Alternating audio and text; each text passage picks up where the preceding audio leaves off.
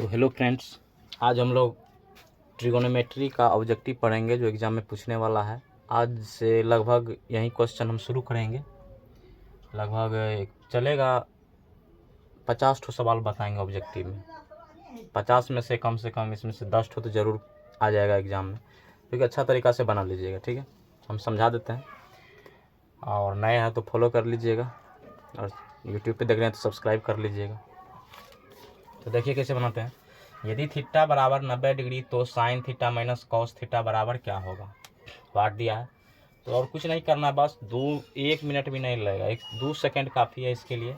बस क्या करना क्या है, थीटा बराबर 90 डिग्री दिया है और साइन थीटा यहाँ दिया है माइनस कॉस थीटा यहाँ दिया है, तो बस ये थीटा की जगह 90 रखना है, आंसर आ जाएगा। तो रखिए, तो क्या होगा, साइन थीटा की जगह कितना रखिएगा 90 डिग्री माइनस कॉस थीटा, तो कॉस के भी जगह कितना, कॉस थीटा की जगह फिर कितना रखिएगा 90 डिग्री। और साइन 90 डिग्री का मान कितना होता है 1, और कॉस 0 डिग्री कॉस 90 डिग्री का मान कितना होता है 0 होता है ना। साइन 90 डिग्री का मान 1, कॉस 90 डिग्री का मान 0 होता है। तो 1 में से 0 गया 1, आंसर। ठीक है, लगा टाइम। और ये देखिए tan थीटा बराबर 5/12, तो साइन थीटा का मान क्या होगा।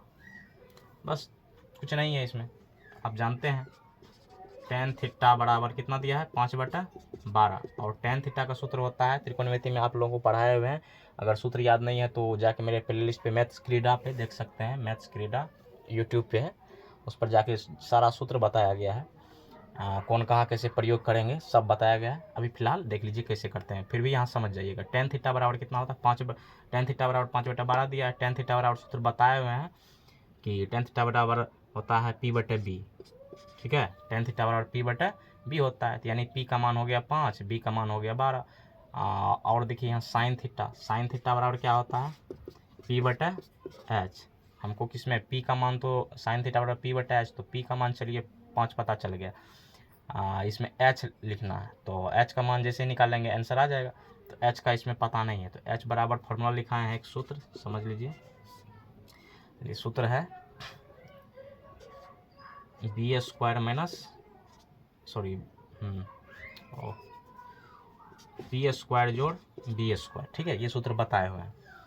तो देख लीजिए, रूट अंडर p का वैल्यू कितना है 5 का स्क्वायर कर देंगे, b का वैल्यू कितना है 12 का स्क्वायर कर देंगे, और 5 का स्क्वायर कितना होता है 25, 12 का स्क्वायर कितना होता है 144।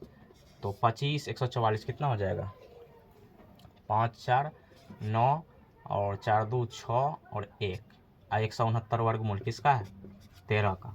13 गुना 13 169 होता है ना। या नहीं समझ में आया तो देखिए 169 को लिख सकते हैं 13 गुना 13 लिख सकते हैं ना।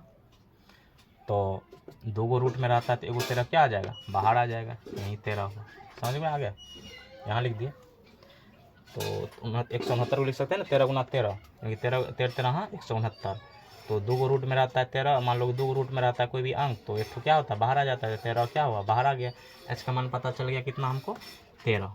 ठीक है, तो यहाँ से लिख लीजिए साइन थीटा बराबर p/h है, तो p का वैल्यू कितना है यहाँ से 5, h का वैल्यू कितना निकला अभी तुरंत 13, यही आंसर होगा। ठीक है, अब नेक्स्ट पार्ट हम लोग अपलोड करेंगे, जस्ट मिल जाएगा दूसरा में, तुरंत ही अपलोड करेंगे। चैनल पे नया है तो चैनल को लाइक कर दीजिएगा, फॉलो कमेंट सब चीज़ कीजिएगा। ठीक है, धन्यवाद।